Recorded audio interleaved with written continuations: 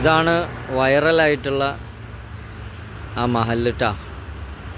ആ മഹല്ലും പള്ളിയാണിത്. കോട്ടപ്പുറം മഹല്ല് ജുമാ മസ്ജിദാണ്. ഇവിടുത്തെ പ്രത്യേകത എന്ന് പറഞ്ഞാൽ നല്ല മനോഹരമായ പൂന്തോട്ടം ഒരുക്കിയിട്ടുണ്ട്. അതും മരണപ്പെട്ട കബറാളികൾക്ക് വേണ്ടിയിട്ട് അവർ അന്ത്യവിശ്രമം കൊള്ളുന്ന ഈ 6 അടി മണ്ണിൽ അവർക്ക് വേണ്ടിയിട്ട് നല്ല ഉദ്യാനം ഒരുക്കിയിട്ടുള്ളത് കണ്ടില്ലേ.